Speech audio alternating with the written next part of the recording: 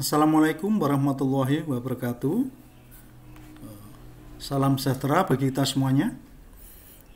Pada video kali ini kita akan bahas tentang hukum Newton yang ketiga, ya, sebagai kelanjutan hukum Newton pertama, kedua, dan yang terakhir tiga yang kita bahas nih. Pada hukum Newton ketiga dinyatakan, ya, bahwa gaya akibat dari benda A, gaya akibat dari benda A yang bekerja pada benda B, ya, ini besarnya sama, tetapi arahnya selalu berlawanan dengan gaya akibat dari benda B pada benda A. Ya. Jadi kedua gaya tersebut dinamakan sebagai pasangan aksi reaksi, ya. Jadi kedua benda tersebut bekerja pada benda yang berbeda, ya. Artinya di sini A melakukan gaya terhadap B, gitu ya. B juga melakukan gaya terhadap A. Arahnya sama, besarnya sama, tetapi arahnya berlawanan. Dua gaya yang besarnya sama, arahnya berlawanan tadi, bukan berarti kalau dijumlahkan itu hasilnya jadi 0, ya. Tidak seperti itu, tidak bisa jumlahkan, karena dua gaya tadi bekerja pada dua benda yang berbeda. Oke, lebih jelasnya kita bahas lebih detail berikut ini. Jadi hukum Newton 3, setiap ada gaya aksi yang bekerja pada benda, pasti ada gaya reaksi pada benda tersebut, ya, yang besarnya sama tapi arahnya berlawanan, ya. Biasa kita simpulkan dengan F aksi sama dengan minus F reaksi. Gaya ini secara vektor, ya, secara vektor minusnya. Nah, dia disebut sebagai gaya aksi reaksi kalau memenuhi beberapa syarat berikut, ya, 4 syarat ini. Maka dia baru bisa disebut sebagai pasangan gaya aksi reaksi. Yang pertama, besarnya sama. Yang kedua, arahnya berlawanan, ya. Yang ketiga, garis kerja gaya aksi berimpit dengan garis kerja gaya reaksi. Yang keempat, gaya aksi dan gaya reaksi tersebut merupakan interaksi timbal balik antara dua benda yang bersentuhan, ya. Kecuali gaya tersebut adalah gaya non kontak, maka tidak perlu bersentuhan. Jadi, kalau dua buah gaya tersebut memenuhi 4 syarat ini, maka dia disebut sebagai pasangan gaya aksi reaksi.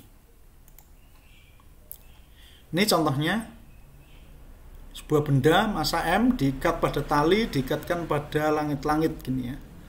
Tentukan pasangan gaya aksi reaksi yang ada pada kondisi ini. Nah, sama seperti berikutnya, sebelumnya, yaitu kita selalu menggambar diagram benda bebasnya, ya.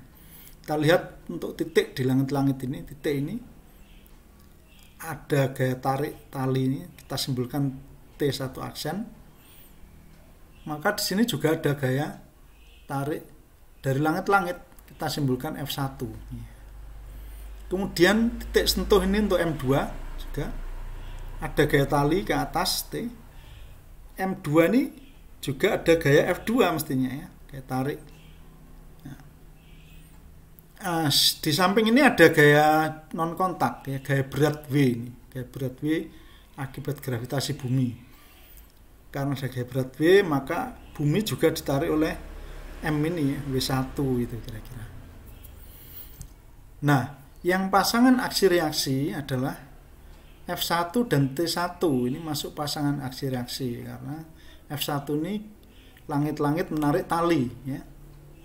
T1 aksen tali menarik langit-langit. Nah, ini pasangan aksi reaksi. Yang kedua, pasangan aksi reaksi adalah T1 dengan F2 ini, ya. T1 dengan F2.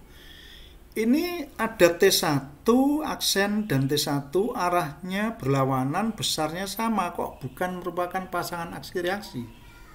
Ya karena T1 aksen dan T1 ini bekerja pada satu benda, pada tali saja. Nah, karena itu dia bukan pasangan aksi reaksi. Berbeda dengan F1 dan T1 aksen. Nah, T1 aksen ini gaya tali yang bekerja pada langit-langit. Jadi langit-langit ini kena gaya tali. Sedangkan F1 adalah langit-langit menarik tali, ya, gitu.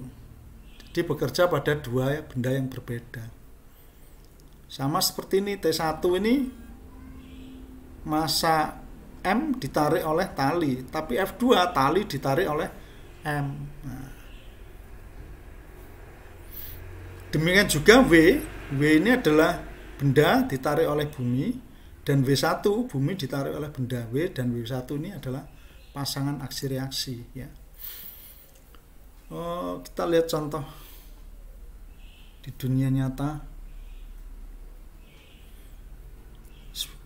Seekor ikan yang berenang ini, dia mengibas-ibaskan sayapnya.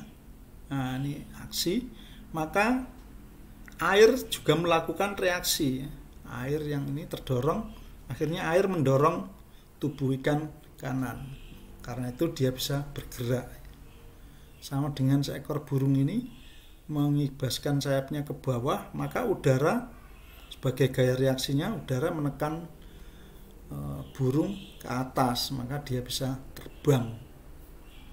Contoh lagi mobil, ya, mobil ini ada gaya aksi dari roda ini gaya aksi ke kanan, maka reaksinya roda ini gaya aksi ke kiri, ya, kiri, maka gaya reaksinya ke kanan sehingga roda bergerak ke kanan, ya. Dan banyak lagi yang lainnya, ya, orang menembak pistol, ini semua bekerja gaya aksi reaksi, ya. Contoh lagi balon. Nah, balon ini kalau ditekan gini, maka balon menekan udara, ini gaya aksi, sehingga reaksinya udara juga menekan balon. Nah, dan seterusnya. Ini orang berlari juga, orang lari ini menekan ke bawah tanah, maka tanah menekan ke atas, maka dia bergerak, dan sebagainya. Banyak sekali implementasi gaya aksi-reaksi di alam, ya.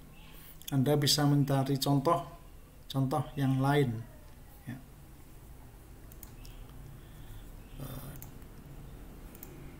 Jadi pasangan gaya aksi-reaksi ini merupakan konsep yang penting untuk menyelesaikan masalah, ya. Tapi perlu juga diperhatikan, sangat hati-hati, ya. Terutama dua gaya tersebut ini berpasangan, bekerja pada benda yang berbeda. Pada benda berbeda. Ya. Kemudian konsep ini hanya berlaku pada kerangka acuan inersial. Ya. Artinya suatu kerangka acuan, satu pengamat yang berada pada kerangka acuan yang tidak mengalami percepatan. Ya. Demikian pembahasan kita untuk hukum Newton ketiga. Sampai sini saya ucapkan terima kasih. Wassalamualaikum warahmatullahi wabarakatuh, dan selamat belajar.